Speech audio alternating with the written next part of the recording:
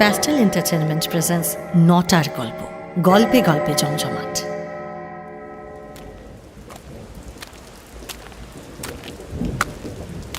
Doctor বাবু, ও doctor বাবু, বলি ঘুমুলে নাকি গো? কে কে? এই দেখো, এই বৃষ্টির মধ্যে তুমি আবার এসেছো বুড়ি। একে তো চোখে দেখো না, তার উপর আবার ঠান্ডার ধাঁচ, রাস্তায় সাপ খুব কি না কি আছে। ও কিছু হবে না গো, এই দেখো আমার মাথায় এই টোকোটে আছে, এতে ভালোই জল আটকায়। ছাই আটকায় এতে? তা দিনের মধ্যে 10 বার তোমার কি দরকার পড়ে গো? কি দরকারটা কি? হ্যাঁ শুনি।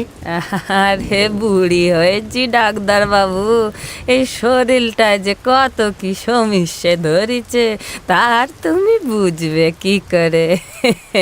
তোমরা হলে গে ছেলে ছোকরার দল। বুড়ি না হাতি, এখনো জল কাদা ভেঙে ছুটে বেড়াচ্ছে। আরে আমাদের চেয়েও তোমার শরীরের বাঁধুনি অনেক মজবুত গো, একেবারে ভরন্ত বর্ষা। তা বুড়ি কে বলে তোমায়?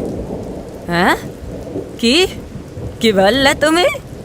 খবরদার খবরদার যদি ওই কথা মুখে আনো তো, যেমন বাপটা ছিল। যাই, আমি যাই গে।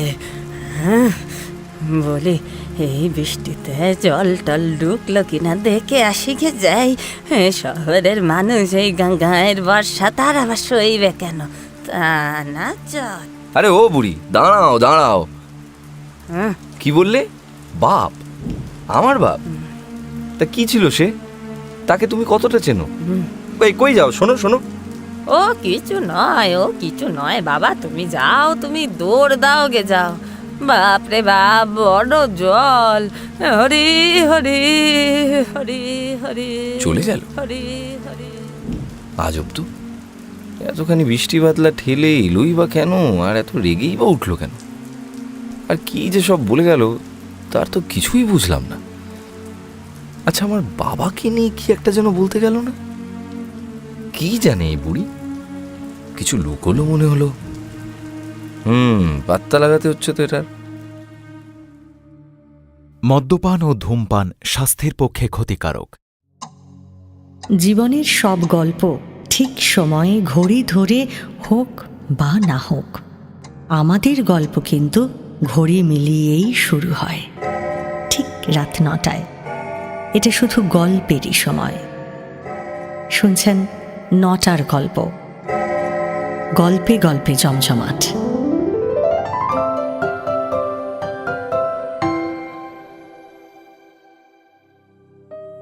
শুনছেন বিভূতিভূষণ বন্দ্যোপাধ্যায়ের লেখা বুধোর মায়ের মৃত্যুর ছায়া অবলম্বনে আজকের গল্প জননী জন্মভূমিশ্চ।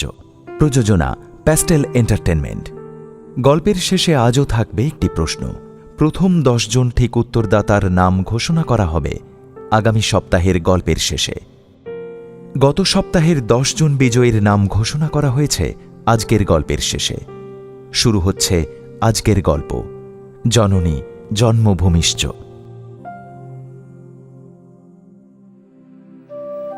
চণ্ডীপুর গ্রামটা চাঁপাডালি পেরিয়ে আরও 10 ক্রোশ ভেতরে। আগে তো পথঘাট বলতে কিছুই ছিল না, শুধুই মাঠ ঘাট, জলা ডোবা, পুকুর আর আলপথ। আলোও ছিল না, কুপি কিংবা লণ্ঠন জ্বলত ঘরে ঘরে। মোড়লদের বাড়ি আর কবিরাজের বাড়িতে শুধু হ্যাজাক ছিল। এখন অবশ্য সেদিন আর নেই। ইলেকট্রিক এসেছে, রাস্তাঘাট হয়েছে, গ্রামের মধ্যে 2টো স্কুলও হয়েছে। খেলার মাঠটাকে পরিষ্কার করে ফুটবল ম্যাচও হয়। তবে চাঁপাডালির কাছে এসব কিছুই নয়। চাঁপাডালি হলো এ তল্লাটের সব থেকে বড় গঞ্জ, মানে কলকাতার মতো। আর 5টা গ্রামের ছেলেমেয়েরা সেখানকার কলেজে পড়তে যায়। বোধিসত্ত্ব চাঁপাডালির কলেজেই পড়াশোনা করেছে। তার বাবা আসানসোলের পিচ কারখানার কন্ট্রাক্টরি করতে করতে মাঝে সাঝেই চণ্ডীপুর চলে আসত। তার বাবার থাকার ঠিক ছিল না, আজ এখানে তো কাল সেখানে। মায়ের সঙ্গে বোধিসত্ত্ব থাকতো এই গ্রামে, এখানে তাদের 7 পুরুষ না হলেও 4-5 পুরুষের বাস তো বটে। বোধিসত্ত্বর বাবা বিমল কৃষ্ণ চাটুর্যে কিছু লেখাপড়া শিখেছিল, আর তাই বোধ হয় ছেলের অমন শৌখিন একটা নাম রেখেছিল। সে নাম অবশ্য কেউ মনেও রাখেনি গ্রামে, মুখে মুখে তার নাম হয়ে গিয়েছিল বোধি। বোধির মা সরলাবালা সত্যি খুব সরল, চুপচাপ, কেমন যেন ভয়ে ভয়ে থাকতো সব সময়। ছোটবেলায় বোধি বাড়িতে হাজার দৌরাত্ম্য করলেও তার মায়ের মুখ দিয়ে টুঁ শব্দটাও বেরোতো না, মারধর তো দূরস্থান। তাই ঘরে দৌড়ে বদমাইশি করে বোধিরও সুখ হতো না। বোধির যত তাণ্ডব সে সব সহ্য করত বুধ। সেও প্রায় ওরই বয়সী, 2-1 বছরের ছোট বড় হবে তারা। বুধর ভালো নাম বুদ্ধিনাথ, কিন্তু ওর বুদ্ধিটা একেবারেই নেই, বড্ড ভালো মানুষ। তার বাপ যে কবে মারা গেছে তা কেউ জানে না। তার মা মানদা সুন্দরী একা হাতে ছেলেকে মানুষ করেছে। মানদা আর বুধ মানে মা আর ছেলে একেবারে উল্টো মেরুতে। বুধ যত সাদাসিধে, মানদা ঠিক ততটাই হাঁক ডাক করে থাকে। লোকে বলে খান্ডারনি, তা লোকে তো আরও অনেক কিছুই বলে। এই তো সেদিন বুধদের বাড়ি থেকেই তার মাকে অম্বলের ওষুধ দিয়ে ফিরছিল বোধিসত্ত্ব। পথে কলুপুকুরের ধারে আম গাছটার নিচেকার জটলা থেকে হরি কাকা হাঁক দিল। কে হে? আরে বোধি ডাক্তার নাকি? আরে এসো এসো, একবার চাঁদ বদনখানি দেখি। তোমাদের দেখলেও পুণ্য হয় বাবা। কি যে বলেন কাকা! নেকা পড়া জানা ডাক্তার তুমি। এ গাঁয়ের কত ভাগ্যি যে শহরে না থেকেই মশা ম্যালেরিয়ার গাঁ গ্রামে পড়ে আছো। এ তো আমাদেরই পুণ্য ফল। হ্যাঁ, কি বলো হে? হ্যাঁ কার্তিক, তাই না? আর ঠিকই বলেছেন হরিদা, এই বোধি ডাক্তার আছে বলেই আমরা নিশ্চিন্তে বেঁচে বলতে আছি। কি বলো? তা তো বটেই। বাপ পিতামহের ভিটে কাকা, ছেড়ে যেতে চেয়েছিলাম, শহরে পসার জমানোরও চেষ্টা করেছিলাম, কিন্তু কলকাতায় মন টিকলো না, তাই অগত্যা। তোমার পিতে মুখে আমরা দেখেছি বটে, তবে বাপকে পানে বড় একটা থাকতে দেখিনি। সেই আসানসোল নাকি কোথায় সে পড়ে থাকতো, তা অবরে সবরে ওই চণ্ডীপুরে এলে তাকে কি আর বাড়িতে মিলতো? হ্যাঁ, তার টিকি তো বাঁধা ছিল। আহ, থামুন না হরিদা এবার। হ্যাঁ, ঠিক আছে ঠিক আছে। তা এই অবেলায় তুমি কোত্থেকে আসছো বাবাজি? রুগী দেখে বুঝি? হ্যাঁ, রুগী বটে, আমার বাধা কাস্টমার। ওই বুধর মা আছে না, ওনাকেই দেখতে গেছিলাম। কাল থেকে নাকি অম্বলটা খুব বেড়েছে। ও, বুধর মা? ও সেই খানদানি বুড়ি, তার আবার অম্বলও আছে নাকি? আরে আছে তো, আরও আছে, মাজায় ব্যথা, ঠান্ডা লাগা, হাঁপানি, মানে বয়স বাড়লে ওই যা হয় আর কি। আচ্ছা। অভিশাপ অভিশাপ, বুঝলে কি না? যত টাকা খুইয়েছে ওই মেয়ে ছেলের পেছনে, বাড়ির লোকে তত অভিশাপ এসে ওর গায়ে লেগেছে। আমি কি একা নাকি? এই তো কে তো বিষ্টু, হরেন। আরে বুড়ি এখনো শটান দাঁড়ালে ওই ছেলে ছোকরাদের মাথা ঘুরে যায়। সে কথা আর বলতে। ইলে মাছি কিন্তু বুড়ির এখনো বেশ ডাঁটো, শুধু ওই একটু ডাক্তার ডাক্তার বাই। তবে বাবা একটা কথা বলি তোমায়, ওদিকের পথ বেশি মারিও না বাপধন। কে জানে কেঁচো খুঁড়তে গিয়ে আবার। কে তো বড্ড বেশি বকিস তুই। হ্যাঁ, কত বেলা হলো বলতো? চল চল চল চল চল, এই বেলা নিয়ে ধুয়ে ঘরে ফিরতে হবে। তুমিও যাও বাবা, তুমিও যাও, ঠিক আছে। অনেকটা দেরি হয়ে গেল। বাড়ি গিয়ে বিশ্রাম করো গে, ও বেলা আবার তো চাম্পা ডালি বেরোতে হবে তোমায়। চল চল চল চল, চলো চলো যখন দেখো খালি বকবক বকবক বকবক, কথা একেবারে থামিস না। ব্যাপারটা কি হলো? এরা সবাই মিলে দল বেঁধে এমনভাবে চলে গেল কেন? কিছু খোড়া, এ আবার কিসের কথা বলছিল কার্তিক কাকা? হরি কাকা কি কথাটা চাপা দিয়ে সরে গেল? আগের দিন মানদা বুড়িও কি একটা যেন বলতে গেছিল না? এরা সবাই মিলে যে এত হেয়ালি করে কেন? আজব কাণ্ড কারখানা, বুঝি না কিছু এদের বাবা।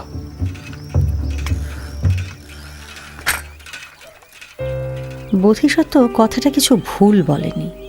চাঁপাডালিতে পড়াশুনো শেষ করে এক কাঁড়ি মার্কস নিয়ে কলকাতায় ডাক্তারি পরীক্ষাটা ভালো মতোই উতরেছিল সে।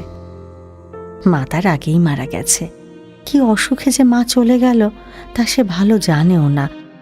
চণ্ডীপুরে বাবা আসতো বটে তার, তবে ছেলেকে ডাক্তারি পড়ানোর বাবার যত শখ, নিজের স্ত্রীকে ডাক্তার দেখানোর গরজ তার সিকি ভাগও ছিল না।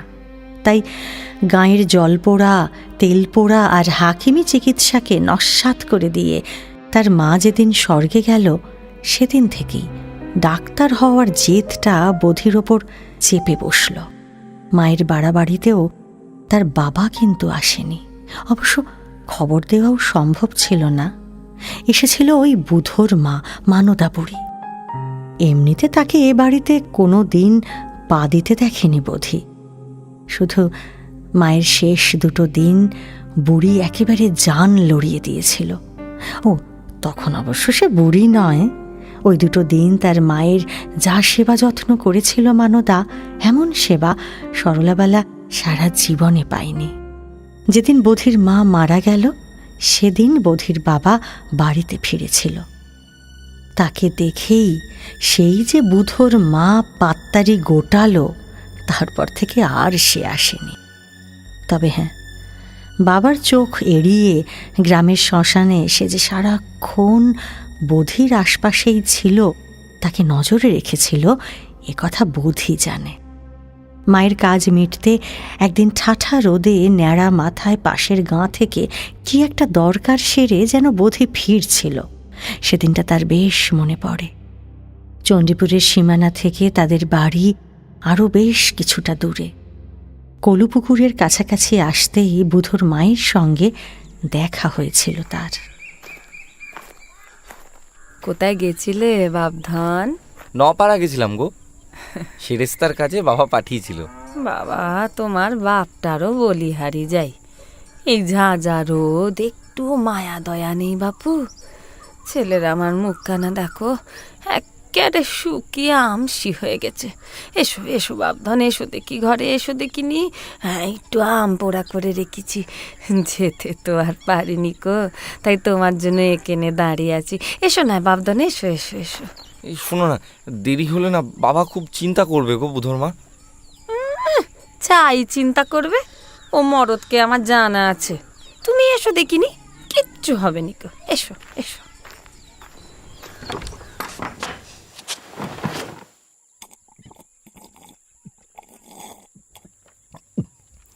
ভিতরটা ঠান্ডা হলো গো। ভালো লেগেছে তো বাবা? নাও খাও খাও, যেদিন যেদিন পারবে সেদিন সেদিন বেলা বেলি চলে এসো দেখিনি, তোমায় আমি শরবত করে খাওয়াবো এখন। আচ্ছা, শরবত করে তো আমাদের বাড়িতে নিয়ে গেলেই পারো। একটা কথা বলো তো বুধোর মা, তুমি আমাদের বাড়িতে আর যাও না কেন গো? মায়ের শরীর খারাপের সময় অত করলে। আর সে কপাল কি আমার আছে বাপধন? তেমন কপাল করলে তোমার চাঁদ মুখখানা রোজ একবারটি করে দেখে আসতুম রে বাপ। কেন নেই কেন? আজ আমার সঙ্গে চলো না। হরি হরি, কি যে তুমি বলো বাবা, আমি হলুম কে? না না, তুমি ঘরে যাও। হ্যাঁ, বড্ড দেরি হয়ে গেল। বুধোটা আবার কোথায় গেল? আমি আমি আবার দেখি গিয়ে যাই। বুধো, আরে বুধো রে, বুধো। বুধোর মা কেন যে ওদের বাড়িতে যায় না সে কথাটা বুঝতে পারল না বোধি।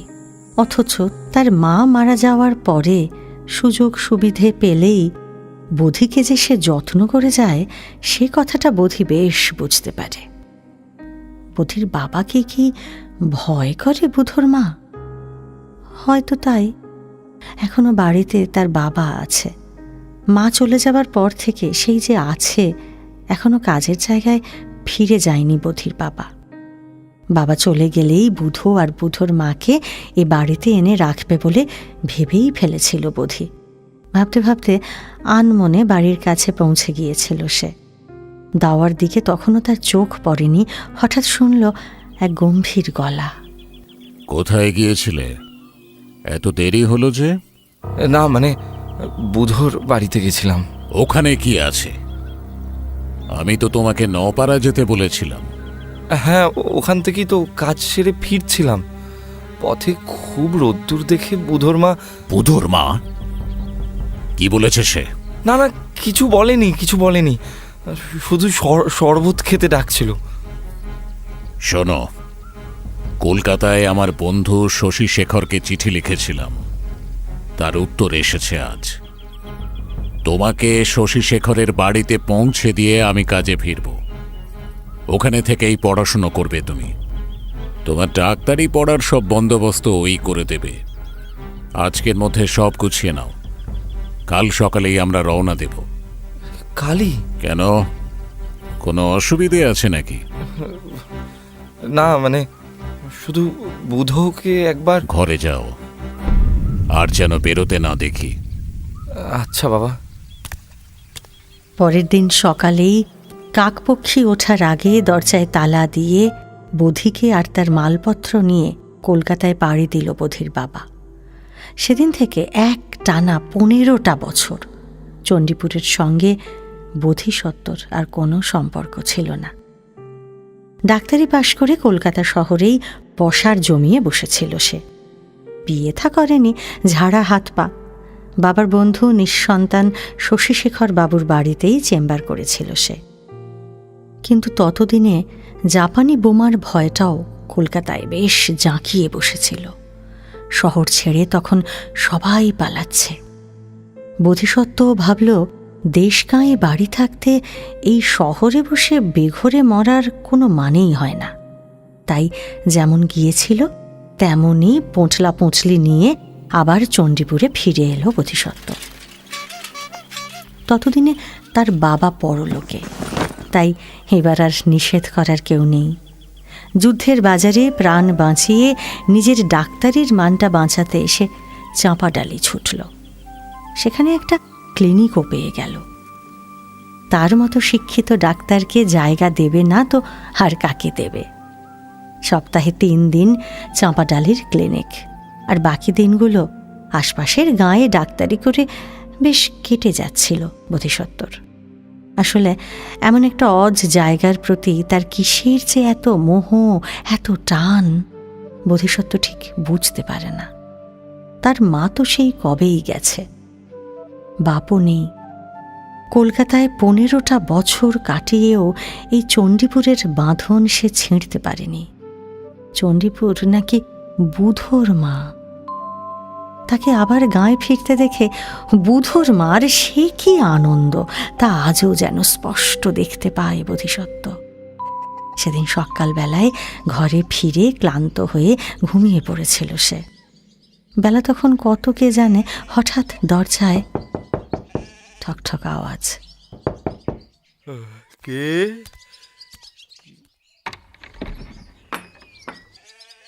ও বাবা, ও বাবা, সোনার চাঁদ আমার, এই কি দেখি চোখে? ওরে আমি পাগল হয়ে যাব নাকি রে? কে? আরে আমাকে চিনতে পারছো নি বাবা? আরে আমি গো, আমি বুধোর মা। চুলে একটু ফাঁক ধরেছে তাই বুঝতে পারোনি বোধহয়। তা কবে এলে বাবা? আমার কি কপাল, মরার আগে তোমার মুখখানা আর একবার দেখবো। ও বুধোর মা, না না, চিনতে পেরেছি তোমায়। বলো, আমার আসার খবরটা কে দিল তোমাকে? কে আবার দেবে বাবা? কেউ দেয়নি। আমি রোজ দুবেলা তোমার এই দোরের কাছ থেকে ঘুরে যাই। কে জানে, যদি তোমার খবর কেউ দিতে পারে। জানো জানো বাচ্চা, আমার ভগবান জানেন আমি সেই কবে থেকে তোমার প্রতীক্ষে করে আছি বাবা। আজ কি হলো, কাপড় ছেড়ে এদিক পানে একটু এসেছি, দেখি তোমার তোরে তালা নেই। ওরে বাবা, বুকের রক্তটা একেবারে চলাক করে উঠলো। এই দেখো দেখো, এখনো আমার এই বুকটা কেমন দুতুর দুতুর করছে, দেখো। ও বাবা, বলো কি গো বুধর মা, আমাদের ফাঁকা বাড়িতেও দুবেলা এসে উঁকি দিয়ে যেতে। কই, গ্রামের আর অন্য কোনো বাড়িতে তো এমন বিনা পয়সায় কেউ ডিউটি দিয়েছে বলে শুনিনি। তা এত টান কিসের গো? নারীর টান বাবা। মানে? হ্যাঁ, মানে আসলে সেই যে গো, তুমি যখন জন্মালে তখন এ গায়ে তো আর ধাইটাই ছিল নি বাপু, ছিল এই বুধর মা। ও বাবা, তুমি এই বিদ্যেটাও জানো? তা হ্যাঁ গা বাপধন, এই ভিটেতে এখন তুমি থাকবে তো? হ্যাঁ, আর কি করব, কলকাতায় যতদিন বোমা পড়বে ততদিন এখানেই থাকতে হবে। না না না না বাবা, না বাপধন, ওই বোমা মারামারির মধ্যে যেও নিকো, ওরা নিজেরা বোম মেরে মরুক। তুমি বাবা গাঁয়ের ছেলে, তুমি গাঁয়েই থাকো বাবা। তা আমি এই গায়ে থাকলে তোমার কিসের সুবিধে হয় গো বুড়ি? ফ্রিতে বাতের তেল পাবে, এইটি কিন্তু হচ্ছে না। হ্যাঁ না বাবা, আমার আবার কিসের সুবিধে বলো? বাপ পিতে মোর কত কালের ভিটে একেবারে আধারে পড়ে থাকে, দেখে আমার বুকটা কেমন মাঝে মাঝে গুমড়ে গুমড়ে ওঠে। তাই আর কি, যাই বুঝলে, আমার মেলা কাজ পড়ে আছে। তা তোমার ঘরে তো বোধহয় খাবার দাবার কিচ্ছুটি নেই কো। তা তুমি মুখ হাত ধুয়ে নাও বাবা, মুখ হাত ধুয়ে এই গরিবের কুড়েতে দুগাল খেয়ে যে ওখানে ভাবতাম। ভয় নেই কো, আমি ফিরিতে বাতের তেল চাইবনি, এটা দিয়ে কিনবো। চাঁপাডালিতে ক্লিনিক আর রোগী দুটোই পেয়ে যাওয়ার পরে বোধি বেশ নিশ্চিন্ত হল। কলকাতায় রোজগার বেশি, আবার যুদ্ধের বাজারে ডাক্তারদের দ্বিগুণ লাভ, কিন্তু বোধি বরাবরই নিরুপদ্রবে আর নিরাপদেই থাকতে পছন্দ করে। লোকে বলে তার মায়ের মতো স্বভাব নাকি। অমন চুপচাপ একা একা ঘরকুনো হয়ে থাকাটাই তার পছন্দের। তাই কলকাতার সঙ্গে কাজের সম্পর্ক তৈরি হলেও কাছের সম্পর্ক তৈরি হয়নি বোধির। ফলে চণ্ডীপুরে ফিরে আসতে কোনো সমস্যাই হলো না তার। নিজের বাড়িটা সারিয়ে নিয়ে ওখানেই বেশ চলে যায় তার। আর দেখভাল করার জন্য বুধর মা তো আছেই। এখন তো আর বোধির বাবা নেই, তাই বাবার নিষেধও নেই। আর তাই বুধর মায়ের কাছে খেয়ে আসতে তার কোনো অসুবিধেও হয় না। অবশ্য মানদা বুড়িকে নিয়ে বোধির বাবার সমস্যাটা যে ঠিক কোথায় ছিল সেটা বোধি জানে না, জিজ্ঞাসা করার সাহস পায়নি। করলেও ফল হতো না হয়তো। কিন্তু বোধি যাতে কোনো মতে গ্রামে না ফিরে আসে, বিমল কৃষ্ণ চাটুজ্জে মানে তার বাবার সে ব্যাপারে খুব সজাগ দৃষ্টি ছিল। গত বর্ষায় নেহাত একটা জোর হার্ট অ্যাটাকে চলে গেছে, তাই বোধি পৌঁছনোর আগেই সব শেষ হয়ে গিয়েছিল। 5 মাস খাটার চাকর ছেলেটা বলেছিল হাসপাতালে নিয়ে যাওয়ার সময় নাকি আচ্ছন্নভাবে বোধি ভেবে আপন মনেই কি সব বিড়বিড় করছিল তার বাবা। বুধ শব্দটা শুনতে পেয়েছে সে শুধু, ওটা নিশ্চয়ই বোধি হবে। বাপ মা মরা বোধি এই চণ্ডীপুরে ফিরে বেশ শান্তি পেয়েছিল। গ্রামটাতে সব আগের মতোই আছে। কার্তিক কাকা হরি কাকাদের দলটাও আছে, শুধু তাদের মাথাগুলো একেবারে ধবধবে সাদা হয়ে গেছে। সেদিন বেলা 10টা নাগাদ বিয়ারি বাজারে রুগী দেখে শর্টকাটে ফিরছিল বোধি। কলুপুকুরের পাশটাতে হরি কাকাদের দলটার সঙ্গে দেখা। বটগাছের নিচে শান বাঁধানো জায়গাটায় একেবারে আসর জমিয়ে বসেছে তারা। বোধিকে দেখতে পেয়েই গলা চড়িয়ে হাঁক পারল। আরে এই যে ডাক্তার বাবু, যে কি সৌভাগ্য! আরে এসো এসো এসো, আজ সকাল সকাল একেবারে দেব দর্শন, ব্যাপার কি? এসো এসো এসো। আরে এসো এসো, একটু বসো আমাদের কাছে। হ্যাঁ, এই যে আসলে একটু তাড়া ছিল, মানে বুধদের বাড়িতে সকালের খাওয়াটা, আমি বরং ওবেলা আসি। আরে এসো তো ভায়া, এসো এসো। আরে তোমার খাবার নিয়ে কে বসে থাকবে? বুধোর মা বুঝি? হ্যাঁ, তা ভায়া, বলছি যে অমন সোনার শহরটা ছেড়ে তুমি আবার সেই খালে বিলে ফিরলে কেন বলো দেখি? তুমিও পচা শামুকে পা কাটলে নাকি ভায়া? মানে না মানে বয়সে 50 পেরোলে হবে কি, ওই মেয়ে ছেলে এখনো কচিপানা না মাথাগুলো দিব্যি চিবিয়ে খেতে পারে। দেখো ভাইয়া, একটু সাবধান থেকো। এই মানে বুঝতেই তো পারো, তোমার আবার 3 কোলে কেউ নেই কিনা, তাই আর কি। বুঝতে পারছো নিশ্চয়। তার উপর আবার এখন ধানের গোলা আছে, হাতে সোনার চুড়ি হয়েছে, টাকা হয়েছে গো, অনেক টাকা। ঠমক ঠামক তার দেখে কে? বুড়িহাটের বাঁধুনিখানা দেখেছো একবার? আমাদের কথা নয়, ছেড়েই দাও, গাঁ গ্রামের হাবাতে মানুষ আমরা। তোমার আমার নেকা পড়া জানা বাপু তো, বুঝলে কি না? কি বলো? এবার আমার সত্যি দেরি হয়ে যাচ্ছে কাকা, আমি এগোলাম। যাও যাও, আবার আবার ওবেলা দেখা হবে, যাও। এই গ্রাম্য কুটকাচালিগুলো বধি সত্যি নিতে পারে না, তার উপরে তার বাবাকে নিয়ে। তার জন্মের আগে তার বাবা যে কোথায় কি করেছে তার খবর তো বধি জানে না, তার মাও জানতো না। বধির মা সরলাবালার 7 চরে রা ছিল না, আর বধির রকচটা বাবাকে সে জমের মতো ভয় পেত। কোনো দিনও একটা প্রতিবাদ পর্যন্ত করেনি সে। বরাবরই অমন ভীতু আর নড়বড়ে এক মানুষকে দেখতে দেখতে বড় হয়েছে বধি। বুধোর মাকে দেখে সে আশ্চর্য হয়ে যেত। বুধোর সঙ্গে খেলতে গিয়ে তার মাকে যে কতবার নিজের ঘরে ডেকেছে, সে আসতে বলেছে, কিন্তু না, একদিনও বুধোর মা আসেনি। তবে বুধোর জন্য যখন যা ভালো জিনিসটা সে করত, কাউকে না কাউকে দিয়ে বধির জন্য পাঠিয়ে দিতে তার কখনো ভুল হয়নি। তাকে এত ভালোবাসার কারণটা সে বোঝেনি, আজও বোঝে না। হয়তো বুধো আর তার বয়সটা এক বলেই, কিন্তু না, আর নয়। গাঁয়ের এই মোড়লগুলোর গায়ে জ্বালা ধরানো তামাশার পরে মানদা বুড়ির সঙ্গে সম্পর্ক রাখার আর কোনো মানে হয় না। এরপর তার রান্নাবান্না করে দেওয়ার জন্য খাঁদুর বউকে মাইনে দিয়ে রাখল বধি। মানদা বুড়ি অবশ্য কয়েকবার এসেছে ওর বাড়িতে, রোগী দেখতে যাওয়ার অছিলায় তাকে এড়িয়ে গেছে সে। আর তারপর একদিন গাঁয়ের টিটকিরিগুলো আর নিতে না পেরে কলকাতা স্বাভাবিক হয়ে আসার খবর পেয়ে সুটকেস গুছিয়ে ফের সেই শহরেই চলে গেল বধি।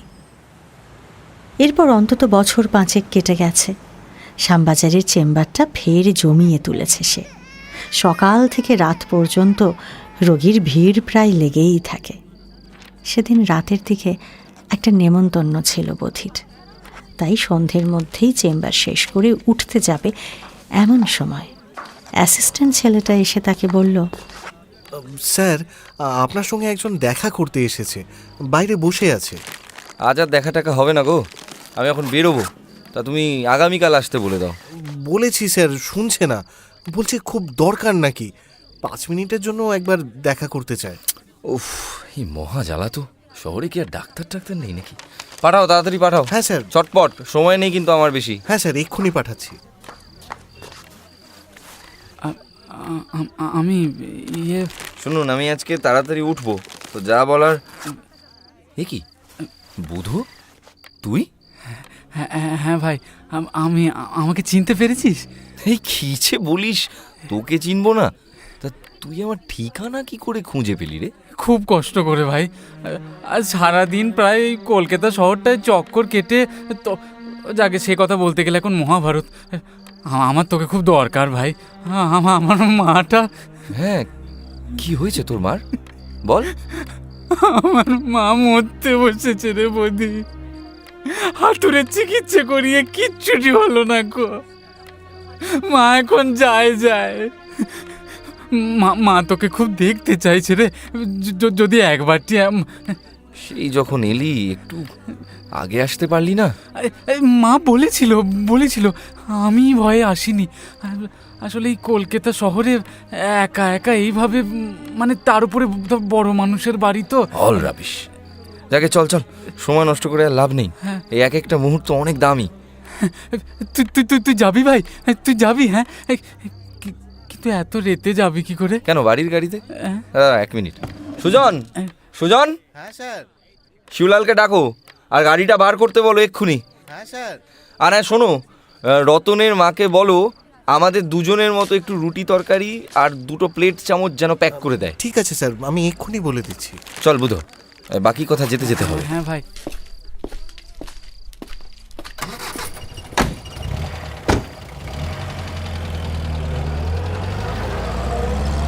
এবার বলতো কেসটা, মানে ঘটনাটা কি হয়েছে?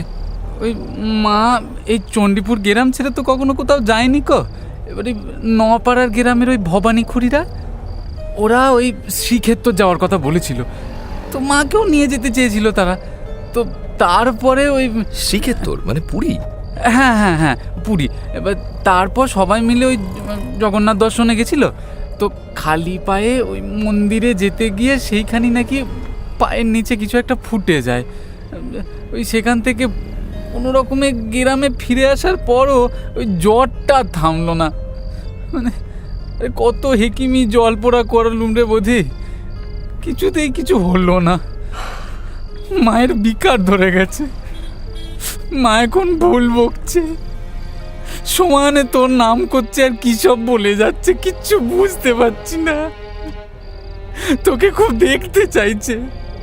তুই যদি চণ্ডীপুরে থাকতিস রে আমার মাটা, তাহলে। বুঝলাম, পাটা সেপটিক হয়ে বিষিয়ে গেছে। তা মাকে কার কাছে রেখে এলি? হ্যাঁ, তো বউয়ের কাছে? সে আবার নেই রে, সে আবার নেই। গেল বছর সাপের কামড়ে সেও মরেছে। তারপর থেকে আর বিয়ে করিনি। ওই হারুর মাকে বুড়ির কাছে রেখে এসেছি। চরচর করে জ্বর বাড়ছে তার, এত করে খুঁজছে যখন। মরার আগে তোর মুখখানা যদি দেখাতে পারতো একবার। সে না হয় হবে, কিন্তু তুই শ্যামবাজারে আমার চেম্বার খুঁজে পেলি কি করে? ওই গায়ের বিভূতি যেটা ছেলে একসময় কলকাতায় কাজ করেছে না, তো সেই আমাকে বুঝিয়ে দিল। তারপর তো গরু খোঁজা করে তোর কাছে পৌঁছেছি। একে গাঁগঞ্জ, সব জায়গায় আলো নেই, তার উপরে খানাখন্দ ভরা রাস্তা। সেই সব সামলে গাড়ি যখন চণ্ডীপুরে এসে পৌঁছল, তখন বেশ রাত হয়েছে। গাড়ি থেকে নেমেই মানদা বুড়ির বাড়ির দিকে ছুটল বোধি। বুড়ির সামনে গিয়ে যখন বসলো সে, তখন বুড়ির টান উঠে গেছে।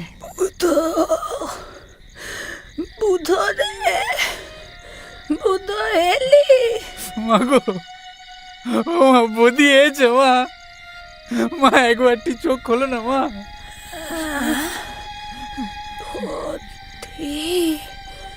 বদি বাবা, বাবা তুই এলি বাবা? এতদিন পর, মা, এতদিন আমি। মা, বুধো, আমার ব্যাগটা, কুইক একটা ইঞ্জেকশন। ও মা, মা গো, ও মা, মা কেমন থেমে গেল যে। এই বদি, এই বদি দেখ না, মায়ের চোখ দুটো।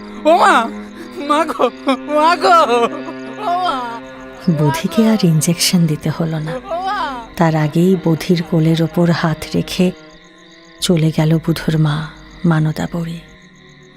গোটা চণ্ডীপুর গ্রামকে যে একসময় নিজের আঁচলে বেঁধে রাখত, সেই মানদা বুড়ি চলে গেল। চণ্ডীপুর গাঁয়ের সীমান্তে নদীর ধারের শ্মশানে যখন মানদা বুড়িকে নিয়ে যাওয়া হলো, বুধ, বোধি, শিউলাল আর হারান মিস্ত্রি ছাড়া বলতে গেলে আর প্রায় কেউই সেখানে নেই। গ্রামের প্রাক্তন রক্ষিতা মরেছে, এর বেশি তো কিছু নয়।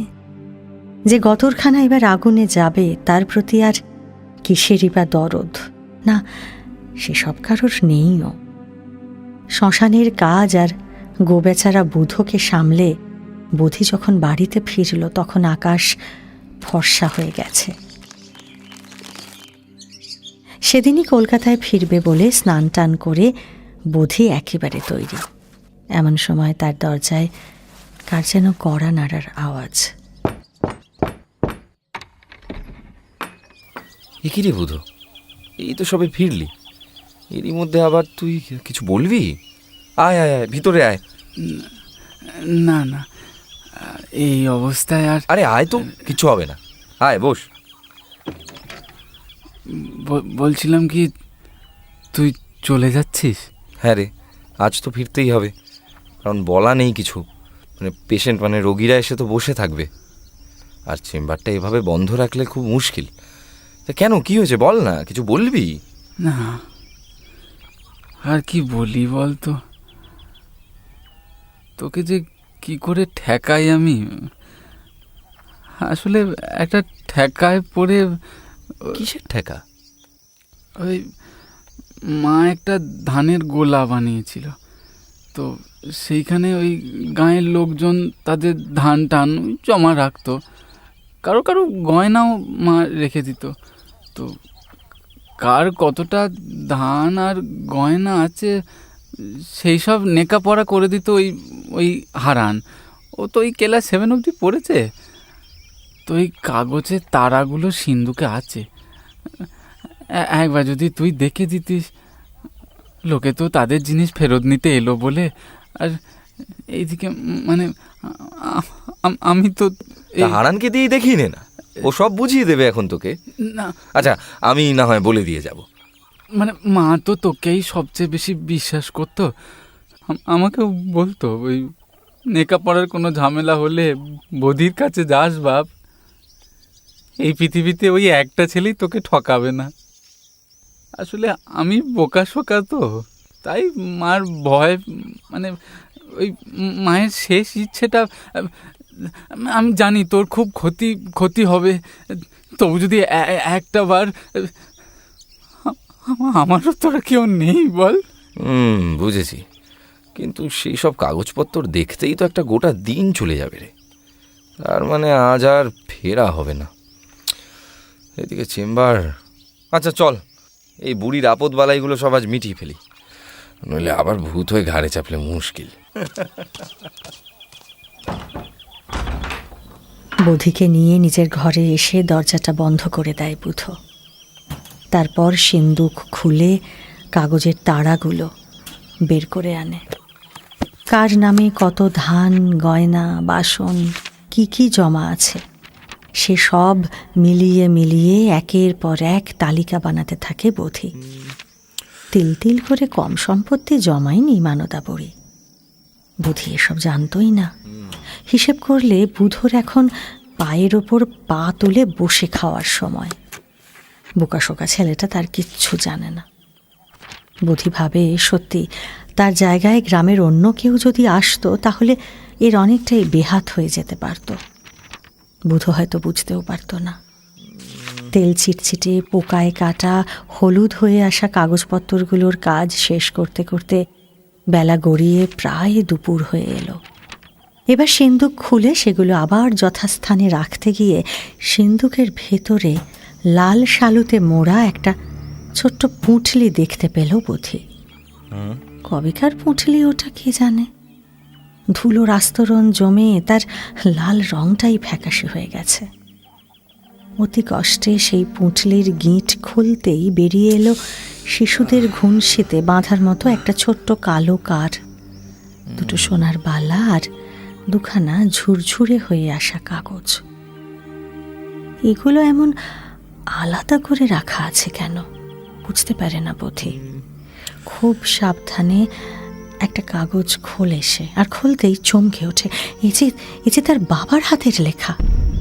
হ্যাঁ, বোধের চিনতে ভুল হয় না, নিচের সইটা তার বাবারই, বিমল কৃষ্ণ চাটুজ্জে। এ তো একটা চিঠি, মানদা বুড়িকে চিঠি লিখেছে তার বাবা। তার মানে বুড়ি পড়তে পারত। দম বন্ধ করে মনে মনে সেই চিঠিটা পড়তে শুরু করলো বোধি।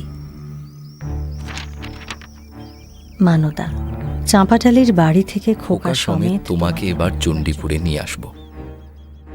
বন্দোবস্ত সব পাকা করে ফেলেছি। বাপ মা মরা, মামার বাড়িতে লাথি ঝাঁটা খাওয়া এক অনাথ মেয়েকে বিয়ে করেছি। তার জন্য অবশ্য ওর মামাকে বিস্তর টাকা দিতে হয়েছে। সে যাক, আমার ছেলেটার একটা মা দরকার ছিল। তোমাকে তো আর সে পরিচয় দিতে পারি না, কেন তুমি জানো। বউ আর খোকা নিয়ে আসানসোল থেকে ফিরলে গ্রামের লোকে কিচ্ছুটি মনে করবে না। এই অনাথিনী জন্মেও তার খোকার কাহিনী কারো কাছে বলবে না, সে বিশ্বাস আমার আছে।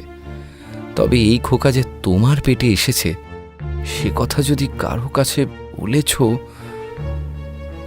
তো তোমার কি করতে পারি তা আশা করি তুমি জানো। তবে না, খালি হাতে তোমাকে ফেরাবো না, তেমন মানুষ বিমল কৃষ্ণ নয়।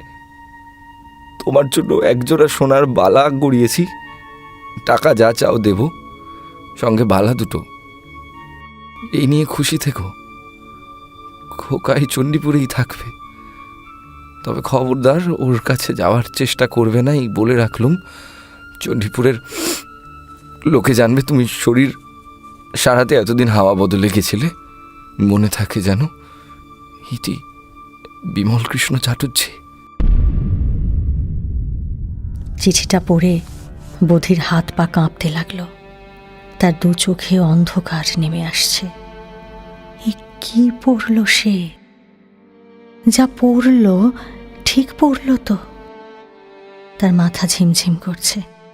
দেওয়ালে হেলান দিয়ে চুপ করে খানিকক্ষণ বসে রইল বোধি। তারপর ধীরে ধীরে আর একটা কাগজ খুলল। সেখানে স্পষ্ট করে একটা লাইনে লেখা।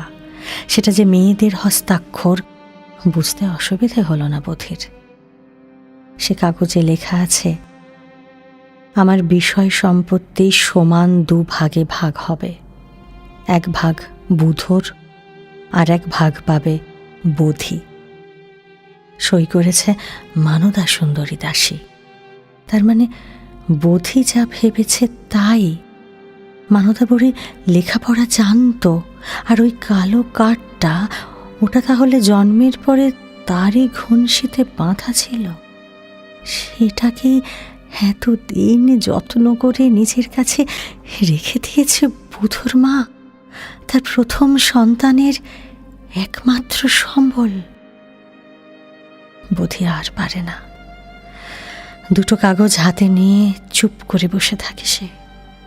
অজান্তেই তার চোখ দিয়ে টপ টপ করে জল গড়িয়ে নামে। নামতে নামতে সেই কাগজের ওপর পড়ে 40 বছরের পুরনো কালি একটু একটু করে ধুয়ে যায়। দলা পাকিয়ে যায় তার জীবন আর জন্ম।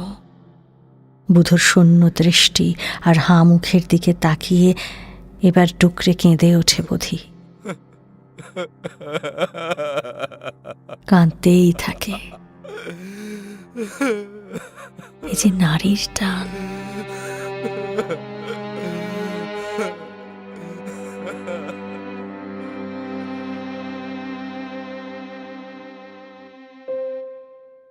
শুনলেন বিভূতিভূষণ বন্দ্যোপাধ্যায়ের লেখা বুধোর মায়ের মৃত্যুর ছায়া অবলম্বনে গল্প জননী জন্মভূমিশ্চ।